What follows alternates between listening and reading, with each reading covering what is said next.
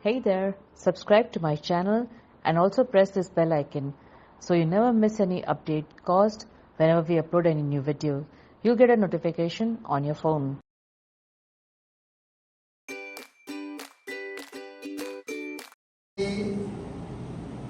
આંખનો વિષય છે. જેમ કાનનો વિષય સંગીત છે એમ આંખનો વિષય ગીતા છે. અને એ આંખના વિષયમાં ઘણી વખત એમ થાય છે કે ભાઈ ફોટોગ્રાફ લઈ લઈએ તો ફોટોગ્રાફ સારો કે ચિત્ર સારો. ચિત્રની અંદરના જે તત્વો છે, ચિત્ર બને છે એ જે તત્વો બધા અમારે એમને પહેલેથી સમજાવવું પડતું કે ભાઈ ચિત્ર કેવી રીતે બને છે. ચિત્રમાં પહેલું શું જોઈએ, એમ આપણે સંગીતમાં સુર જોઈએ એમ ચિત્રમાં પહેલું શું છે, પહેલી સ્પેસ જોઈએ.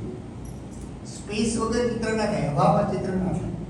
પહેલી એક પિક્ટોરિયલ સ્પેસ જોઈએ. It may be a wall, it may be paper, it may be canvas. આ સ્પેસ વગર ચિત્ર થાય નહીં. પછી બધા અમે એલિમેન્ટ શીખવતા કે પછી પહેલું સેકન્ડ એલિમેન્ટ લાઈન આવે.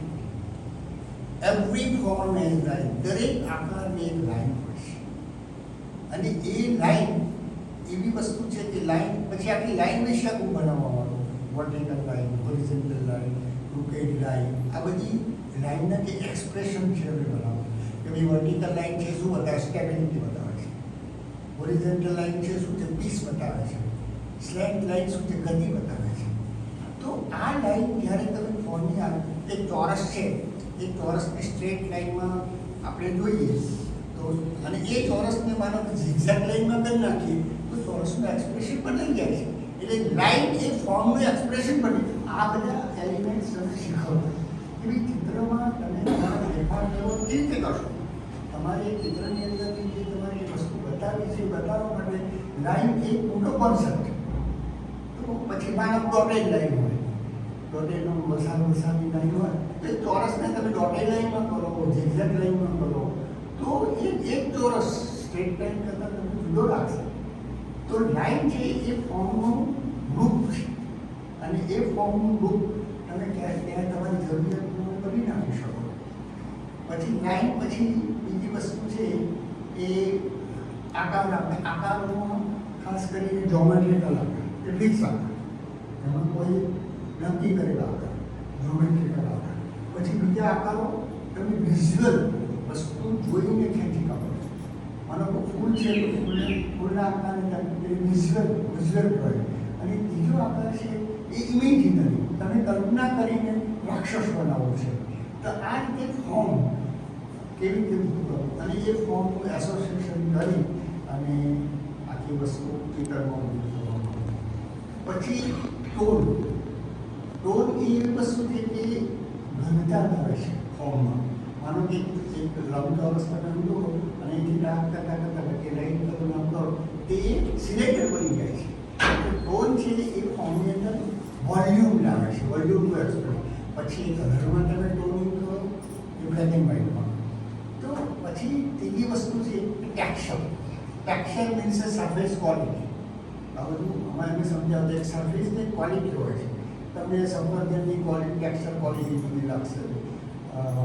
બીજી તમે કોઈ પણ વસ્તુ તમે જો કાઠી છે તો એની ટેક્સચર ક્વોલિટી કેવી લાગે.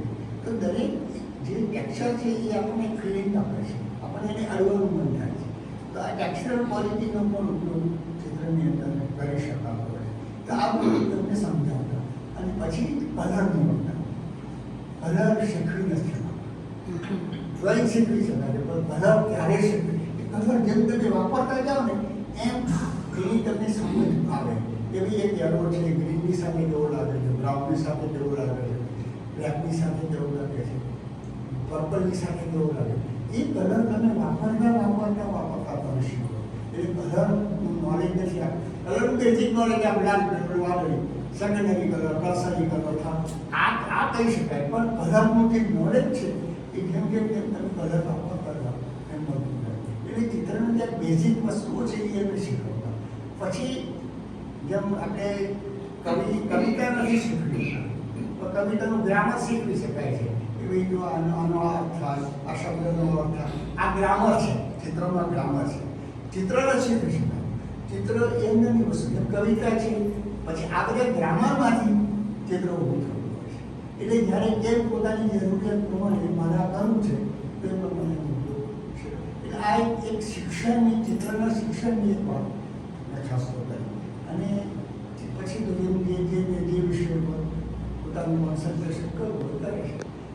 એટલે દાખલા તરીકે બ્લેક એન્ડ વ્હાઇટ છે તો બ્લેક એન્ડ વ્હાઇટનું ટોનિંગ, બ્લેક એન્ડ વ્હાઇટમાં જેટલી તમે જે કરી શકો એટલું કલરની અંદર નહીં લઈ જાઓ. જેટલી બ્લેક એન્ડ વ્હાઇટની અંદર તમે ફૂલ ડેપ્થમાં લઈ જઈ શકો, ત્યારે કલરની અંદર એ તમને અસર જોવા નહીં મળે. એટલે બ્લેક એન્ડ વ્હાઇટનો એક મોટો ફાયદો કે તમે એને ફૂલ ડેપ્થ સુધી લઈ શકો અને ફૂલ એનો ડાયમેન્શન ફિલિંગ કરે છે. એવું કે આ વાતો છે. એટલે હવે શિક્ષણની અંદર આપણું ઘણું બધું શીખ્યું અને પછી ઘણા બધા એમાંથી પોતપોતાની રીતે આગળ ગયા. શું કહેવું, આમ ખાસ કરીને સાહેબ પોતે એક ઇતિહાસના સાક્ષી છે અને આ બધા કામોમાં એ દેખાઈ જ આવે છે કે કેટલું આમ ડીપલી અંદર જઈને ગાંધીજીને આત્મસાત કરીને, ગાંધીજીને સમજીને આ બધા કામો અહીંયા કર્યા છે. કારણ કે દરેક કામમાં એક ડેપ્થ છે અને એક નેરેટિવ છે અને એક સ્ટોરી છે કે તમે ઊભા રહીને કલાકો બી કાઢો તો કદાચ એમાંથી કંઈક નવું ને નવું તમને મળતું રહે.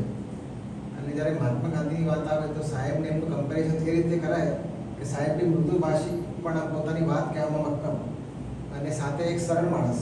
મહાત્મા ગાંધી બહુ સરળ હતા કે અમુક વાર કોઈને ગમે ના ગમે પણ પોતાની મનની વાત કહી દે અને પ્રેમાળ ભાવ છે કે કોઈને દુઃખ બી ના થાય. એટલે કદાચ એમને લોકો સમજે ના બી સમજે પણ અમુક વાર એટલું ગ્રાસ્પ કરી લે કે મહાત્મા ગાંધીએ કંઈક કહ્યું હતું કે જે એના બાબતે પાછળ જઈને વિચારે. એટલે એ રીતે આખી જર્ની બંનેની મેચ થાય છે અને એક બીજી મહાત્મા ગાંધીથી કમ્પેર કર્યા તો એક સરળ સાદું જીવન.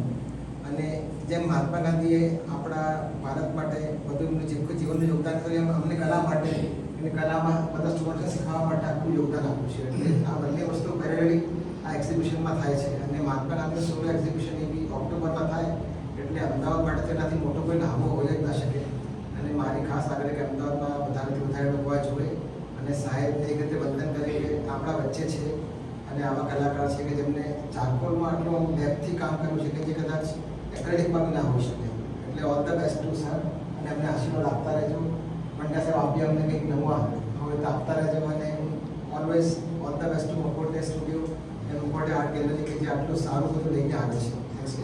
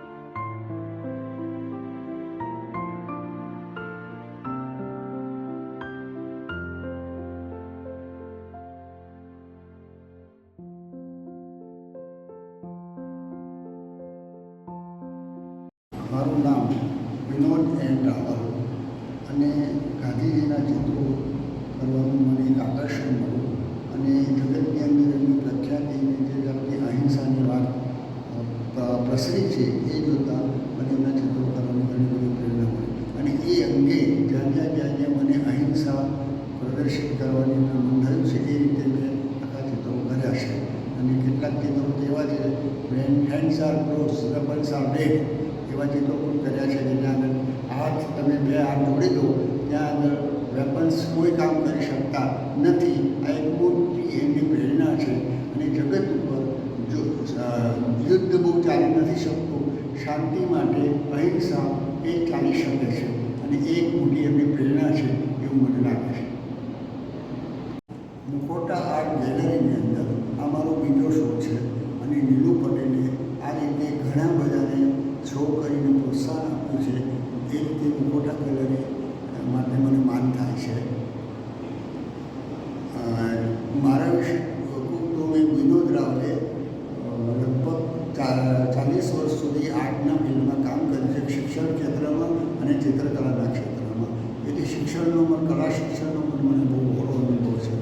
આ ચિત્રો કરવાની મને પ્રેરણા કે ગાંધીજીના કેટલાક ફોટોગ્રાફ્સ ઉપરથી અને ગાંધીજી વિશે જે થોડું સાંભળ્યું હતું એ વિશે મને કરતાં મને પ્રેરણા મળી.